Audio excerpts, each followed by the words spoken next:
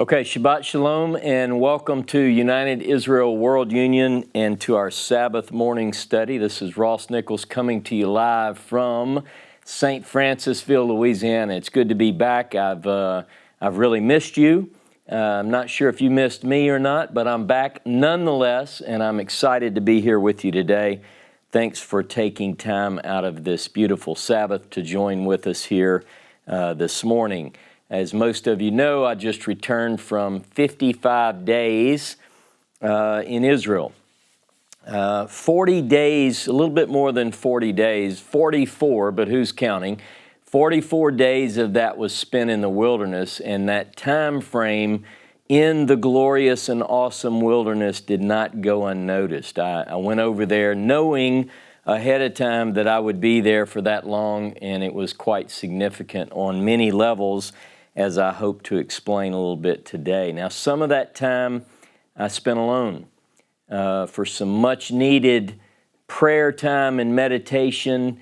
So I was alone for part of it. I thought I would be alone for more of it than I was, but when I wasn't alone, quite often I was surrounded by people that are near and dear to me, so that worked out wonderfully as well. Some of my dearest and closest friends were there with me in the wilderness for part of that. I think some of you noticed that Michael Chin, a longtime friend of United Israel, was there with me in the desert. I got to spend some time with Michael and his wife Sarah for part of Sukkot in the desert. You know, there's something about Sukkot in the wilderness. You don't have to imagine what it was like for the children of Israel to be in the wilderness in temporary dwellings when you're in the wilderness in a temporary dwelling. So it sort of took that phase out for me, and it was very rewarding on many levels.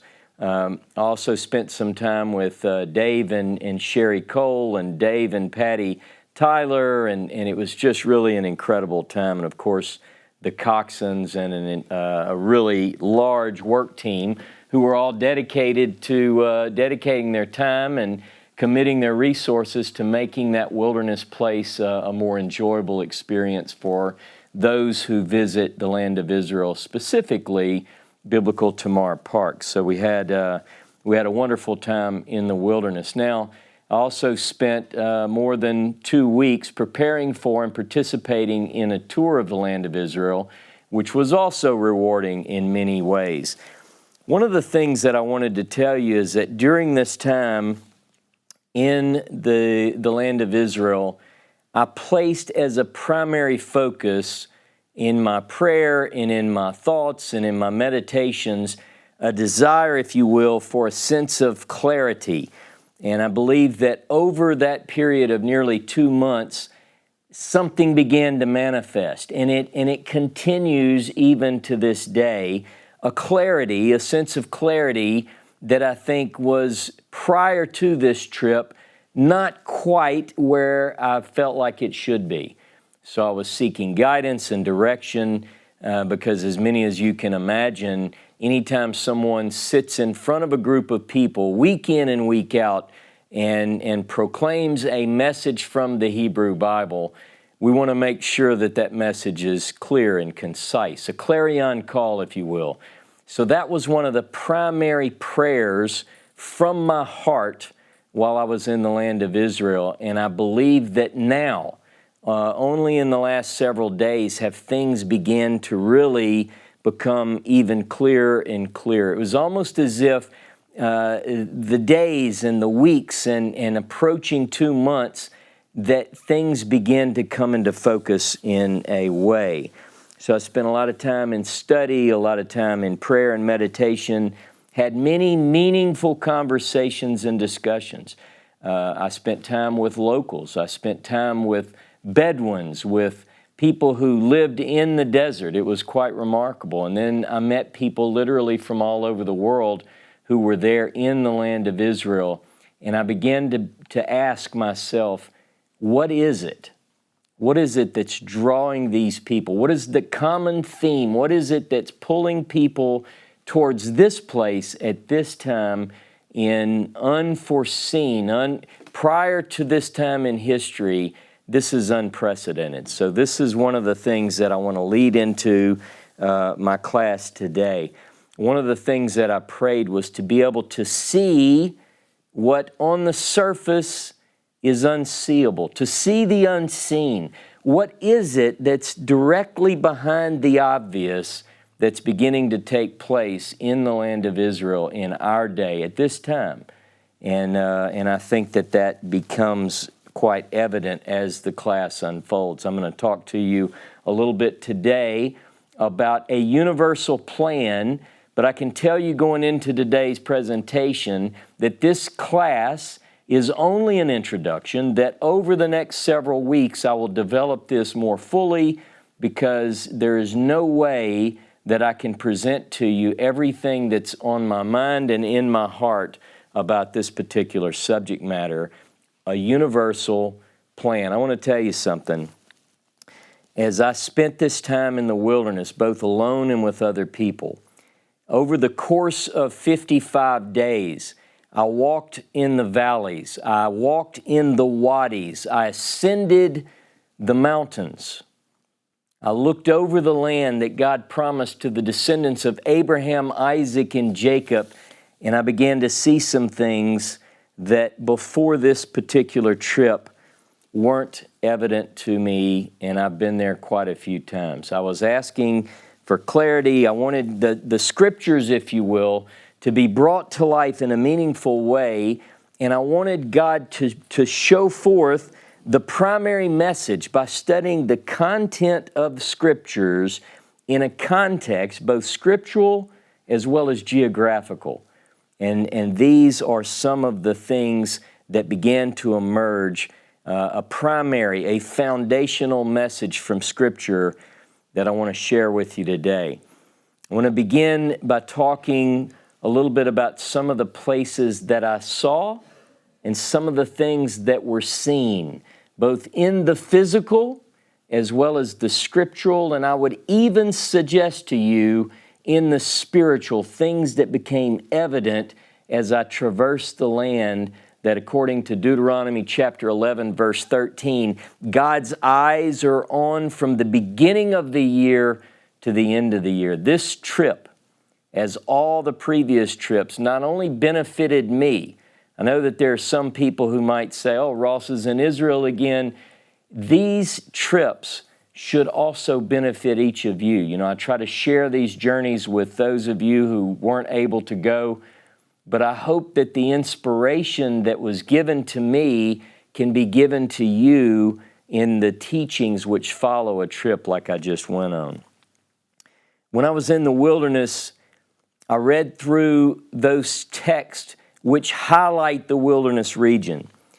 I studied past sojournings of the children of Israel. I remember day in and day out when I would wake up, I would open the scriptures and I would read through the account of the sojournings of the children of Israel that are recorded for us in the book of Numbers in Bamidbar. And I would look at the map and I would look at the terrain around me and I would begin to look for ways to correlate what I was reading with what I was seeing in front of my own eyes.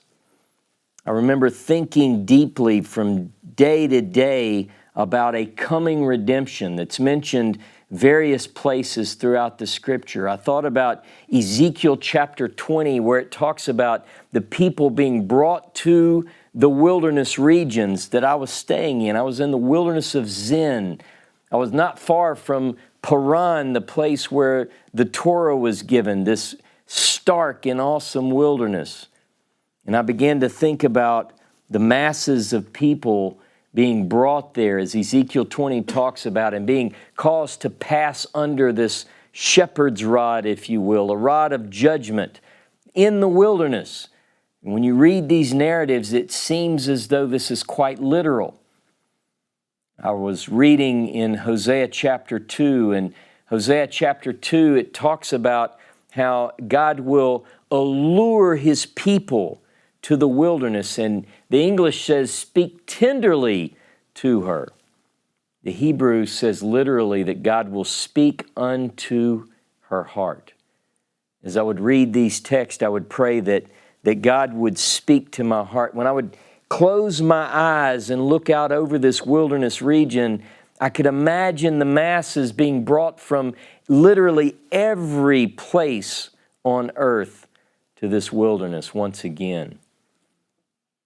And then I would open my eyes, and you would see as far as the eye could see, and it was only sand. But somewhere in what began to become manifest before my eyes, if I can say my spiritual eyes, I could see these things coming to pass. I could see what was stark and lifeless coming to life. I could look from the top at Biblical Tamar, from the top of the mound of the Tell of an ancient archaeological site which gives evidence to historical periods in 8 strata, from the 10th century BCE all the way up into the modern era. And I'm reminded of a passage in Isaiah 63. I want to read to you from Isaiah chapter 63. In Isaiah 63, it says the following, beginning in verse 1 at the white space, "Who is this that comes from Edom with crimson garments from Bozrah?" I could see the lights of Bozrah in ancient Edom right before me in the evenings, whether I was all alone or with other people who were there in the wilderness, and I could imagine this taking place. Who is this that comes from Edom with crimson garments from Bozrah? This one that is glorious in his apparel, striding in the greatness of his strength. I that speak in righteousness, mighty to save. Why is your apparel red and your garments like his that treads in the winepress? I've trodden the winepress alone, and of the people there was none with me, for I've trodden them in my anger and trampled them in my fury. Their blood was sprinkled upon my garments, and I've stained all my raiment.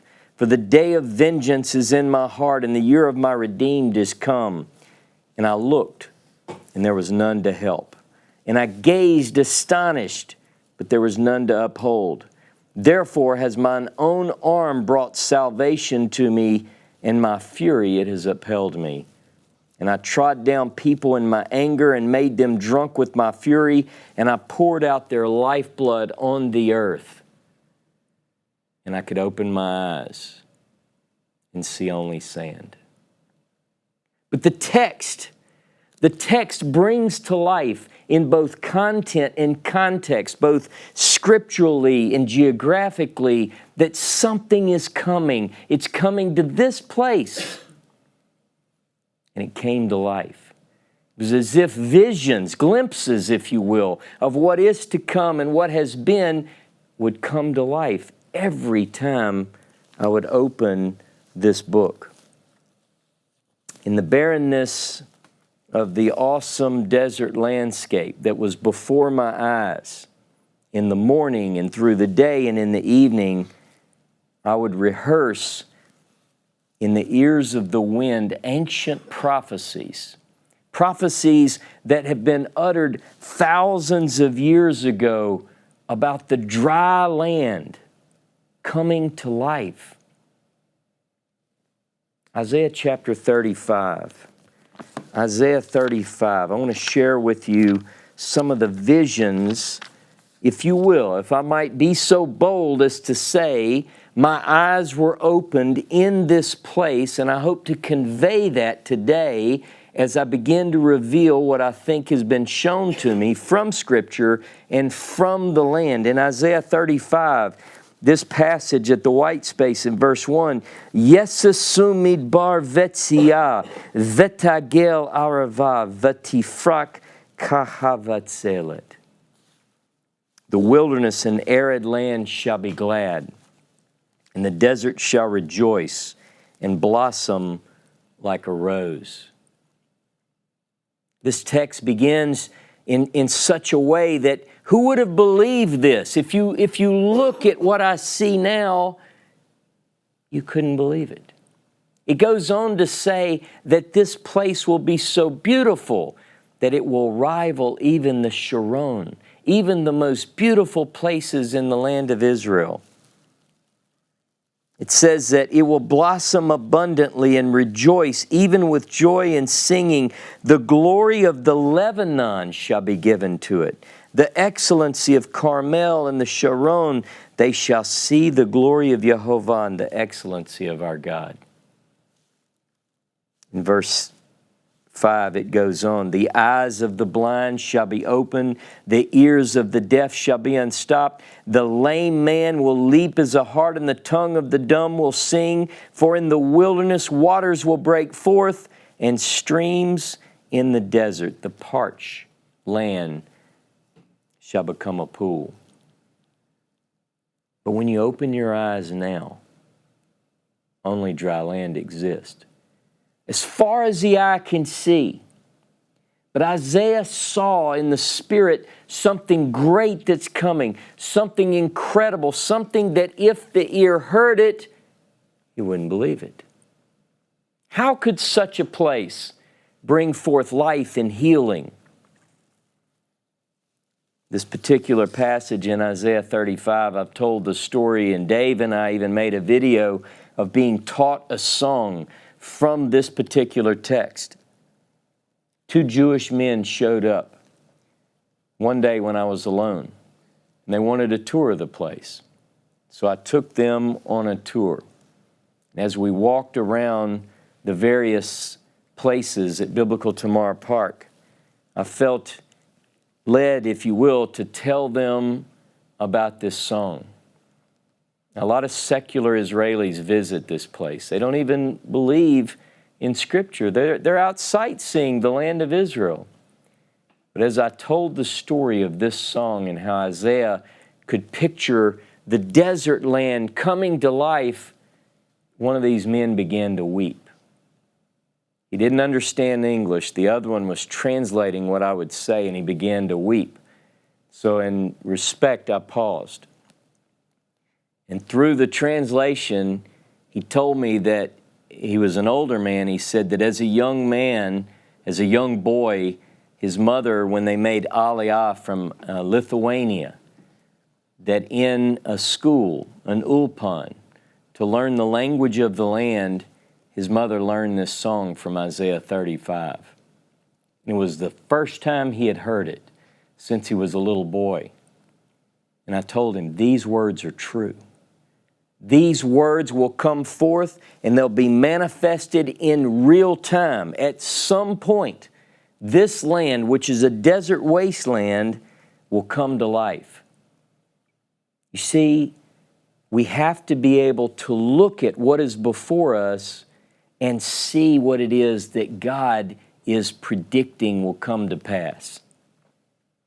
At the gate of the ancient fortress, as I walked around one particular day, I'd printed out several academic articles, several scholarly surveys of this particular place, Biblical Tamar. What is it that the archaeologists saw? And as I was mapping the diagram to the actual ruins that were in front of me, I followed along a wall until I found what appeared to be, what was understood by the archaeologists to be sort of an evidence of a destruction from roughly 925 BCE.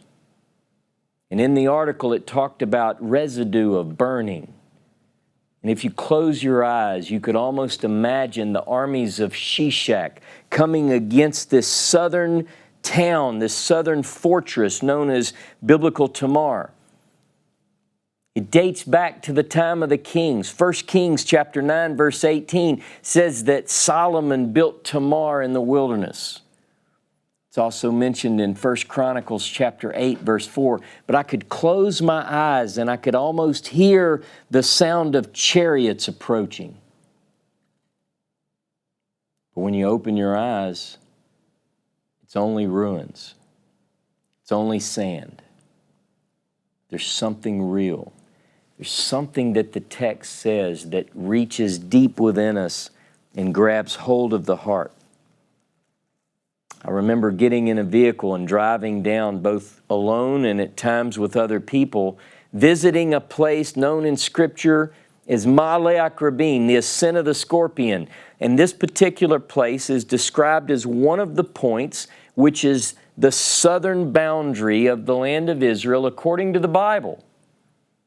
One of the boundary markers. It's mentioned in Numbers chapter 34. It's mentioned in Joshua 15 and Judges chapter 1. The ascent of the scorpions. And you can go there and look at it. And you can imagine God describing this southern boundary to Moses and Moses recording it. You can envision Joshua when he distributes the land according to the tribes, demarking this place. And then you open your eyes and the sign says, road is closed, because of the treacherous nature of the road and the damage that's caused by flood. But you're there at the place. And then not too far to the west, you can drive down a very rough and gravel road to a place that is known by the locals only a few kilometers to the west as the site which witnessed the death and burial of Aaron, the first high priest of Israel. There's no sign, there's no marker. It's just this mount. It was interesting that we had a group of people who visited this site, and one of the things that Scripture declares is that at this particular place, according to the Scripture, when this event takes place, the people could be assembled and they could see and hear what was going on the top of the mountain. And one of the young men that was with us ran all the way to the base of the mountain. He was far from us, and I talked in a regular voice and said, "Can you hear me?" And across the desert, the sound just carried, and he answered me in a normal voice and said, "I can hear you." Things like this began to become clear, that these scriptures described events that, although they've been masked in the sands of the present, if you can look back and see with your mind's eye, you can see these things come to pass. I went on one of the days that I was there with a Bedouin friend by the name of Muhammad. Wonderful man. We became closer this time. We've known each other for years. We traveled together. It was almost as if I was traveling with what I felt like was a son of Abraham, a friend. And as we journeyed and joked and we got to know one another, I found myself walking along the streets of Beersheba. And I could think back to the patriarchal narratives. Now Beersheba is a town which has almost 218,000 residents. But I could close my eyes and in a way blot out the scene of the traffic and the noise of the current hustle and bustle, and I could imagine the contract between Avraham and Avimelech, where an oath, a contract was made between the two. At Hebron, when we went on the tour to Hebron, the place where, according to the biblical text, the patriarchs and matriarchs are buried. Walking into this place, which was later beautified in the time of Herod, the building of which still stands, you could walk in and you could think about the story from Genesis chapter 23, where Ephron ben Zohar gives this land to Avram for 400 shekels. You could imagine, if you could just close your eyes and think hard on the text, you could see this transaction that took place in the eyes of the inhabitants of that place. But you have to be able to see beyond what's in the present. When I went to the Dead Sea, I've been there many times, but I stopped the car alone and I looked out over this valley. It's very deserted and land that is lifeless in many ways. And I could imagine the scene from Genesis chapter 14 where this great battle of the kings took place and of the subsequent meeting with one who was called Melchizedek, the one upon whose life is based all of these legends. And who was he? Was he Shem? Is he some heavenly messenger? You know, the scrolls, the Christian writings, the Jewish writings, they all take these stories and build upon them. But I could imagine what was once there. I could think it when I would think about this particular place and of Sodom and Gomorrah. I thought about the narrative in Genesis 18 and 19. You know, in Genesis 18 where God speaks within himself about how he has to share with Abraham what he is about to do, because he knows that Abraham will become a father of many nations, and he'll teach this way, the way of Yehovah, to his household after him. And of the destruction of Sodom and Gomorrah for their depraved life and living, and the fact, according to Ezekiel chapter 16 and verse 48, they ultimately, the deepest, darkest sin was that they didn't help others. All of these things begin to jump out from behind the starkness of the desert. But when you open your eyes, you only see sand. A lifeless terrain, if you will. One of the things that I began to think about while I was there and studying the maps and the scriptures and thinking about this desert region that I spent so much time in, I began to think about the route of the Exodus. And, you know, there are two main shows or two main theories. One is that the Exodus took a southern route. And there's another theory that it's a northern route. And I began to look at the map and began to think about the northern route and how that was most likely, at least in my understanding, the route that the children of Israel took out of the land of Egypt.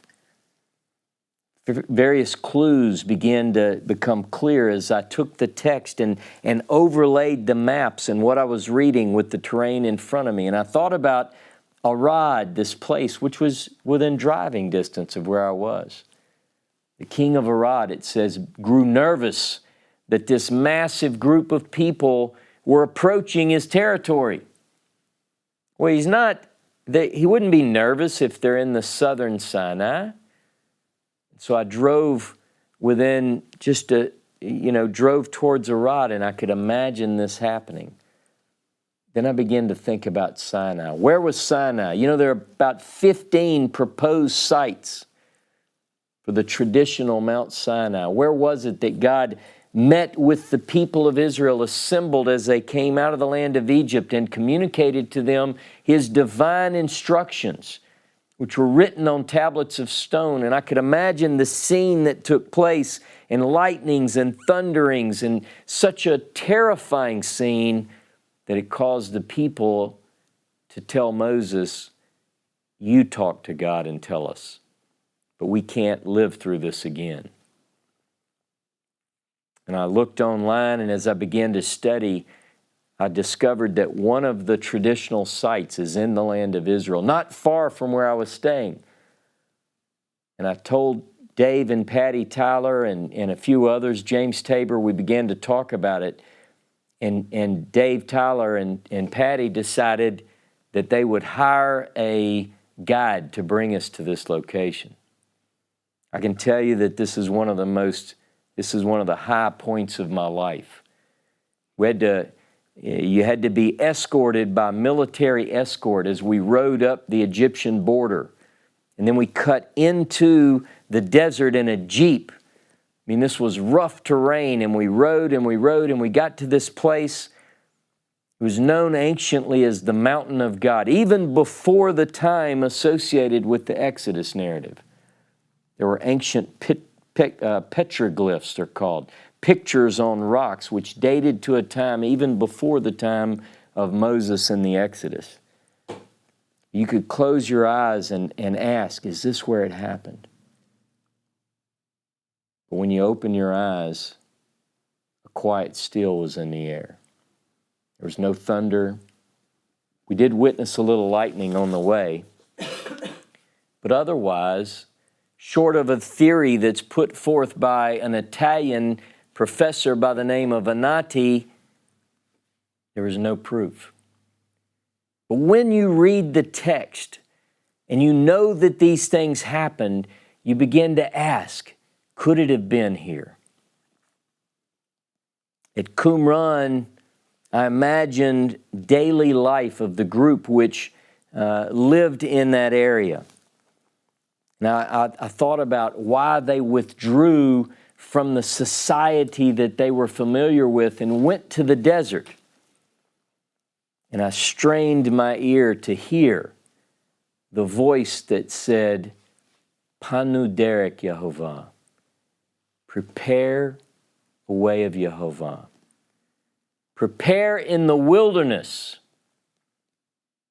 And I began to think about what was it that drove these people into this desert land? It was the words of the prophets. But you just open your eyes and it's a desert. The caves which housed these ancient precious documents are now empty. You can photograph them. You can go in the gift store and you can buy these documents, but it's only a whisper. From Israel's northernmost town, a place called Metula, to the southernmost boundary of the biblical land, I walked that land. I read scriptures that took place in each of those places, and I thought about the actual reality of the text before me as I looked at the land. From the north to the south. And scriptures began to come to life. I prayed earnestly, what is the message? What is the vision of all this?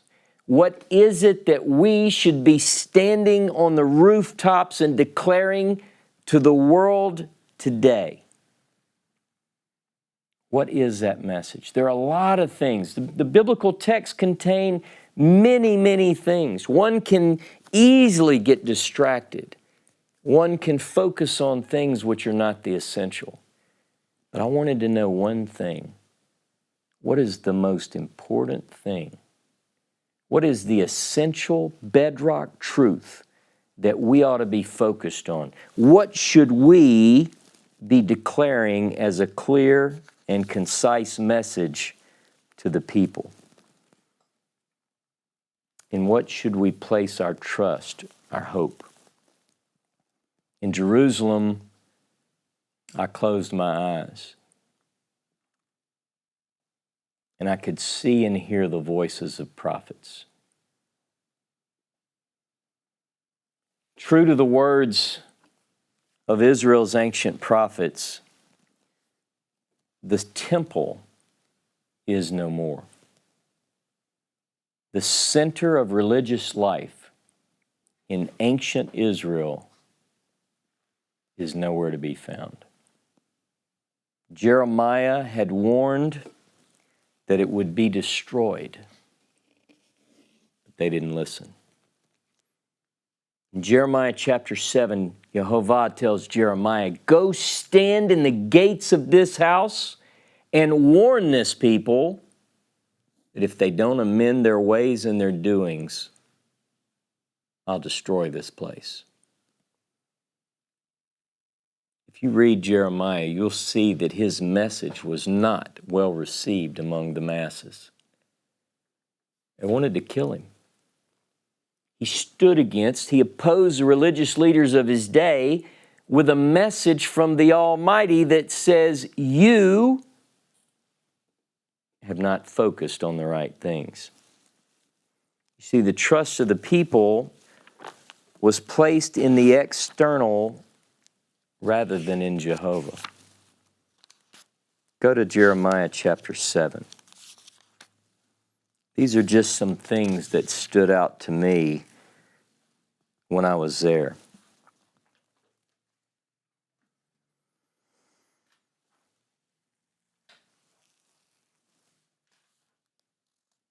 Jeremiah 7 verse 12 says, "Go now to my place, which was in Shiloh, where I set my name at the first, and see what I did to it for the wickedness of my people Israel. And now, because you've done all these deeds, saith Jehovah, and though I spoke to you from morning till night, but you did not listen, and I called you, but you did not answer, therefore will I do to this house, which is called by my name, and in which you trust, and to the place which I gave to you and to your fathers, as I've done to Shiloh. And I'll cast you out of my sight as I've cast out all your brethren, the whole seed of Ephraim." I went to Shiloh, as I've done before. Nothing remains there but ruins and a gift shop and a silent whisper. Memories of a time for 369 years where the children of Israel went to this place to connect with God.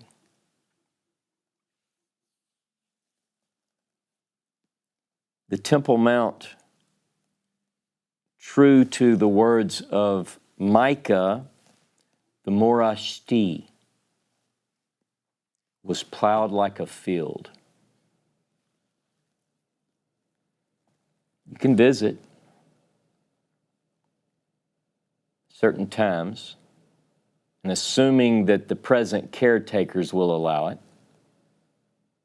you can walk on top, and as you walk along the ramp to the right, if you look down, you can see rubble that was pushed over in 70 of the Common Era by Titus's armies as they destroyed Jerusalem. The rubble being the only witness, if you will, of the glory which once was. A few stones, it seems, were left to cry out. And if you listen, you can hear their cry. Did you know that in Jerusalem, in the land of Israel, in 2018, Jews must be escorted on the Temple Mount? Did you know that they're not supposed to pray? In fact, no non-Muslims are supposed to pray, nor are they allowed to bring their holy books onto the place that is most sacred to them. Thousands daily now place scraps of paper, prayers, in the crevices between the rocks, the remains of a retaining wall built by Herod the Great, an Idumean. Think about that. On certain days when the Muslims will permit, one is welcome to walk along the top of the Temple Mount. Again, if you're Jewish, you have to be escorted. If you have a kippah or a tzitzit, they're going to walk with you. You can't go in certain areas. Oftentimes, they're accosted by people who don't want them there. But you're welcome to walk, and you're welcome to close your eyes and imagine what once was. In fact, now, below the Temple Mount, you can rent a pair of 3D glasses. and you can look at a virtual reality of what once was. Every time I go to that place, every time I ascend what is known as the Temple Mount, one passage rings throughout my whole body. Isaiah chapter 66. Isaiah 66.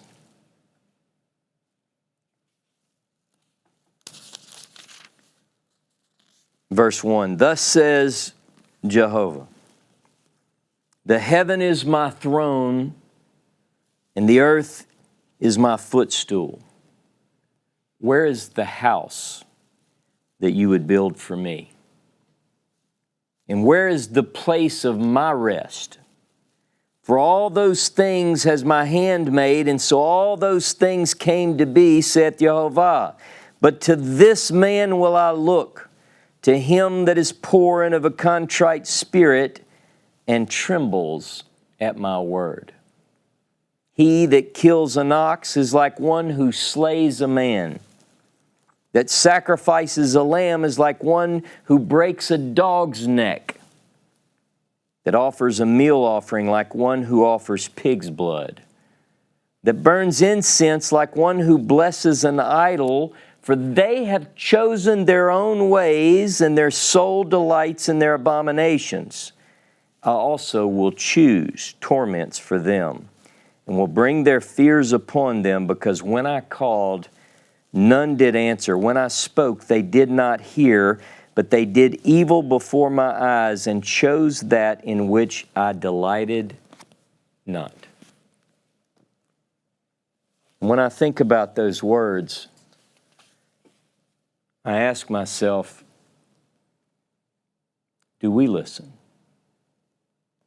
Have we too chosen that which God does not delight in?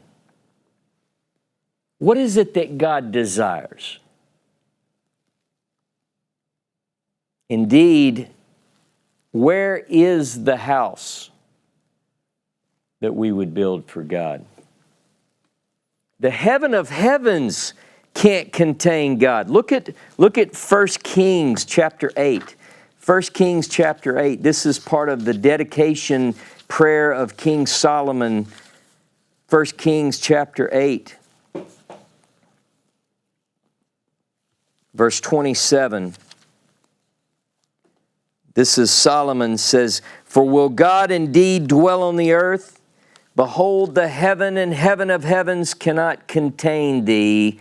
How much less this house that I have built? Many study the minutiae of the temple, debating and teaching the details of stone and mortar. Where exactly was it? When will it be built again? Can we in our day hasten its arrival? Books, maps, diagrams. You can even get a 3D puzzle in the Temple Institute bookstore.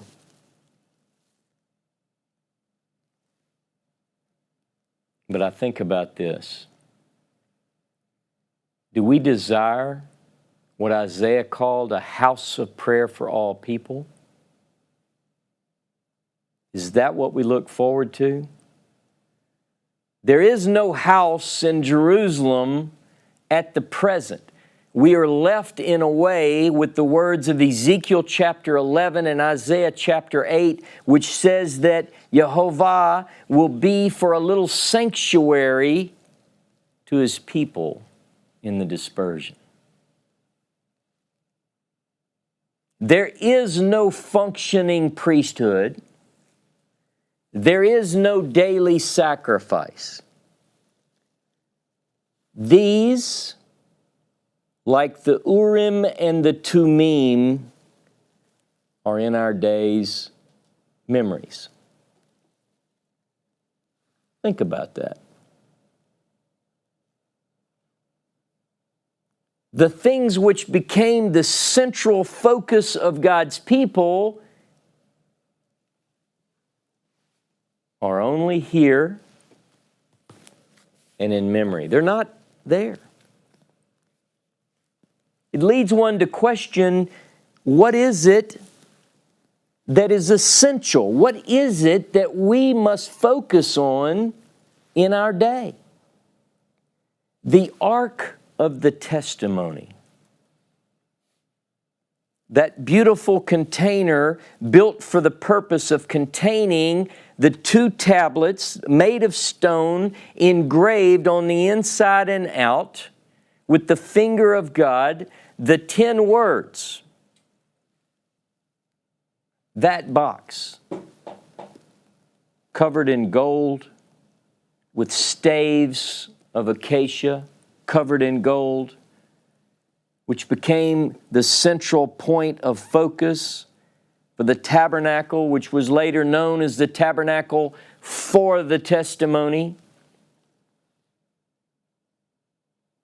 It's no longer.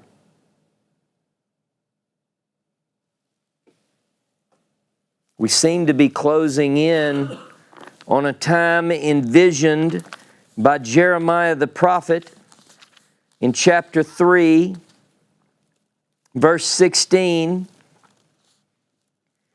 It says, "And it will come to pass when you multiply and increase in the land in those days, saith Jehovah, they shall no more say, the ark of the covenant of Jehovah, nor shall it come to mind, nor shall they remember it, nor shall they miss it, nor shall that be done anymore." The Ark of the Covenant, the Ark of the Testimony, not come to mind, not be remembered, not be missed, not be made again. We're left with a longing that these precious words will be written on the heart. The human monarchy in Israel is not present. How much of the text talks about the king? Is that the focus? The desire to have a king like the nations, as Scripture unveils this process where the people said, we want a king like the nations. You know the story. Deuteronomy 17 had allowed for a king so long as certain criteria were met. And in 1 Samuel 8, the people do request a king like the nation. It was given, allowed, and even permitted, but was taken away.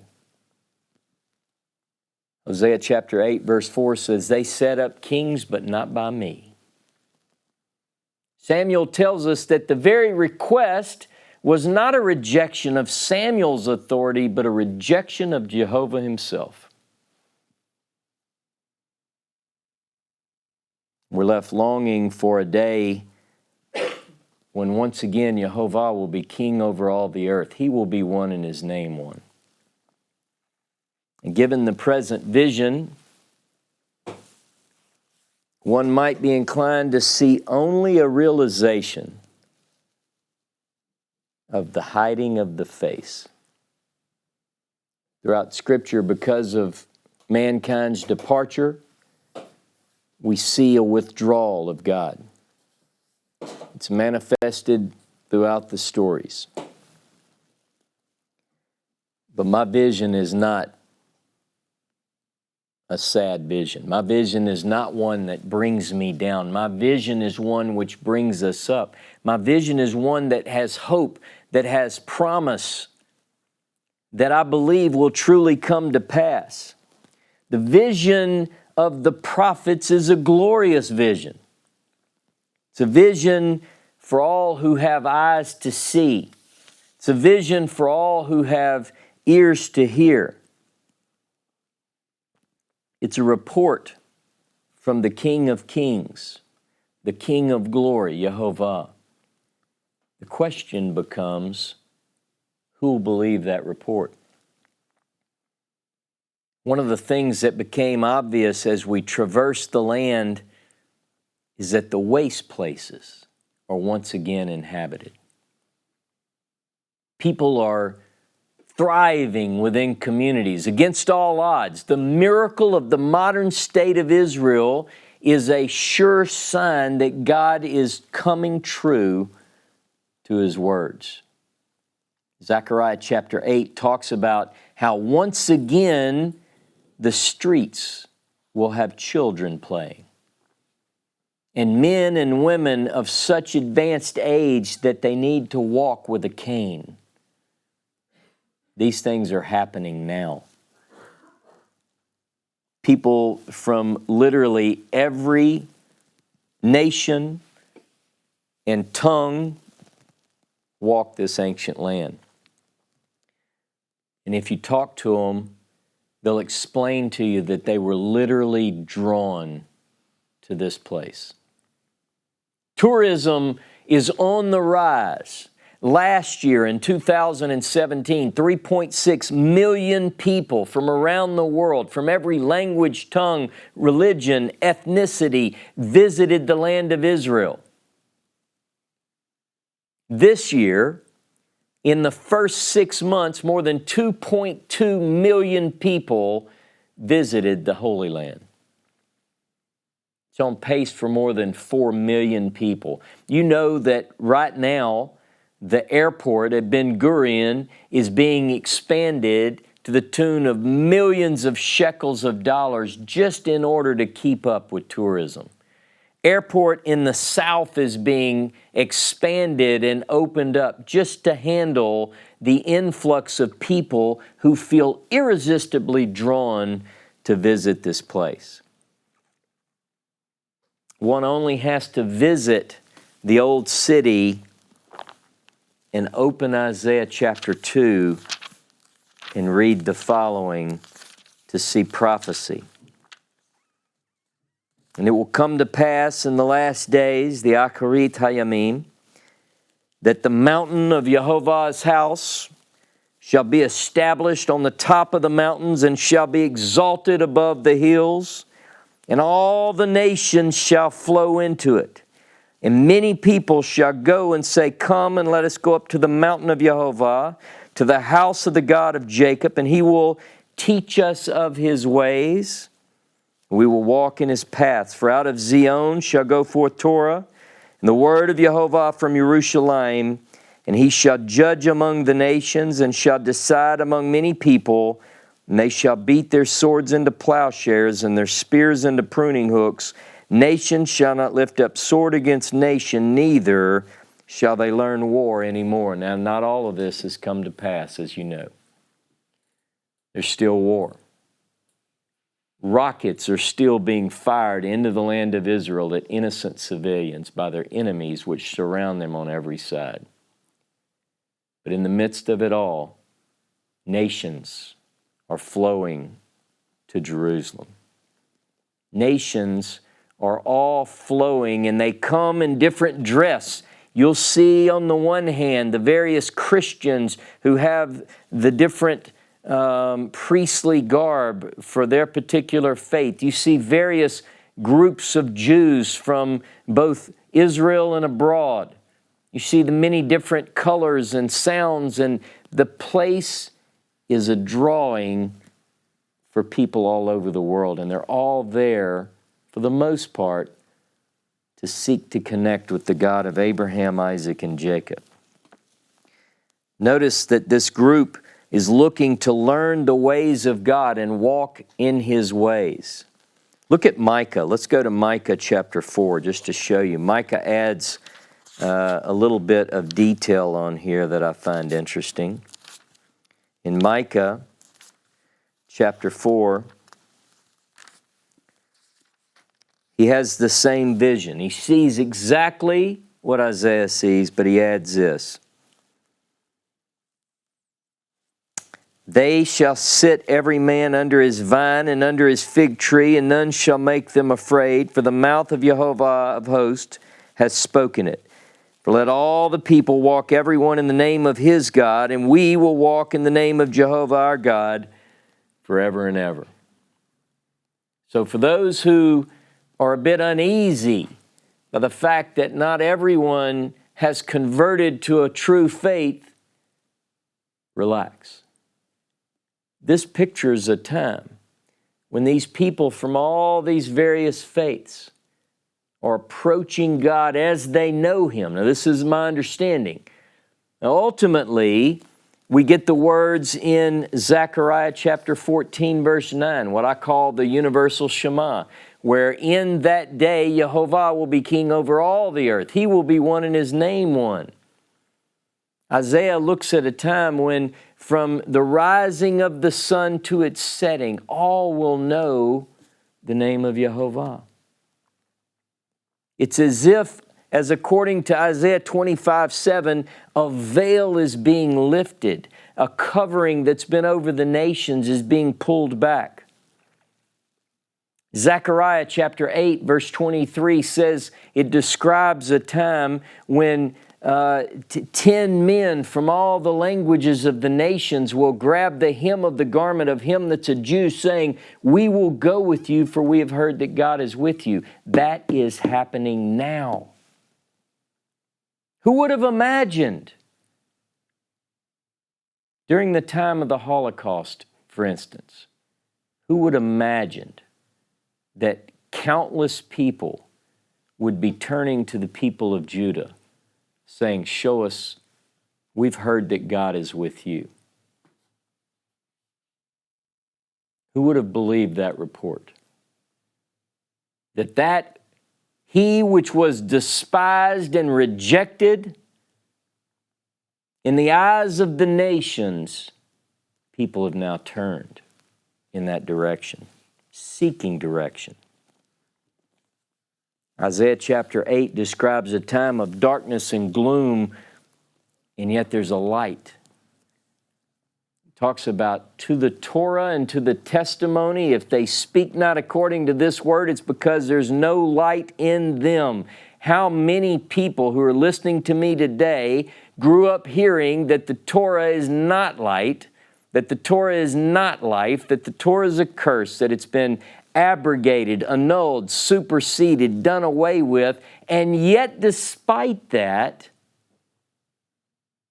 you've turned to that light. Jeremiah chapter 16, verse 19 describes a time where the nations, the Gentiles, the Goyim, would turn to Jehovah from the ends of the earth, saying, our fathers have inherited lies, vanity, and things wherein there is no profit. Who would have imagined that? And yet it's happening now. It's happening today. It's happening as I speak. In unprecedented numbers, growing exponentially, people are leaving all that is cherished and familiar. Like Abraham of old, they are walking for themselves to an unknown place. Many of these people are not Jewish. They're not circumcised. They're irresistibly drawn towards God, Torah, and Israel, despite what false teachers and prophets are declaring every day from pulpits across the land. Because Jehovah is drawing a people. Isaiah chapter 11, verse 9, and Habakkuk chapter 2 and verse 14 describes and informs us that one day the earth will be filled with the knowledge of God as the waters cover the sea. The question is, how will this transformation take place? Isaiah chapter 42 talks about a servant who is to be a light of the nations, a covenant of the people. And it also says that the isles wait for his instruction, for his Torah. Around the world, People are literally waiting to hear a message. What message is it that they're waiting to hear? I've shared with you a little bit of what I plan to share with you in the coming weeks. I have become more and more convinced that Scripture, that is the Tanakh, the Hebrew Bible, contains a message of hope and salvation that is universal in scope and that has the power to bring blessing to the entire world, blessing to the nations, and life eternal. Over the course of the last several weeks, whether alone or with others, praying for instruction, praying for direction, praying for guidance, I studied words and phrases that are found within the Hebrew Bible, and I've come away with a revived sense of purpose and mission. A new appreciation, if you will, for the universal plan that's contained within the Hebrew Bible, within the Tanakh. Who is the messenger? What is that message? What is the most essential teaching? What is it that is to be proclaimed from the rooftops, from sea to shining sea? What is it that we should be focused on with all of our might? We, I believe, have a great task before us, a mission that's discernible from the pages of sacred literature that is known as the Tanakh, the Hebrew Bible. Some call it the Old Testament. Within these covers is a message of life and blessing and hope to a world of darkness. It is not necessary to add anything to it. It stands alone as the sole authority, the sole message of God to a world in which we live. And yet, tragically, the essentials that are covered here are not talked about. It's not saying that people aren't using things within this book and talking about them. I mean to suggest that that which is most essential is not being talked about. The world at large has added to and taken from and thereby not guarded the message.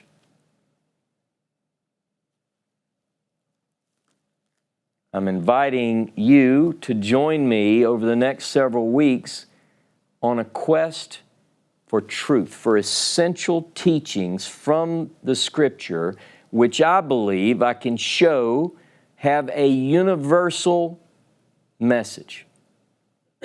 Something which is applicable to all nations, tongues, and people. Yes, of course, there are things which apply to Israel.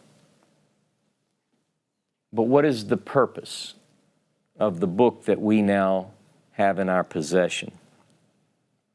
I encourage you to join me, and I look forward to the next several weeks as we explore a universal plan, a teaching from the Hebrew Scriptures.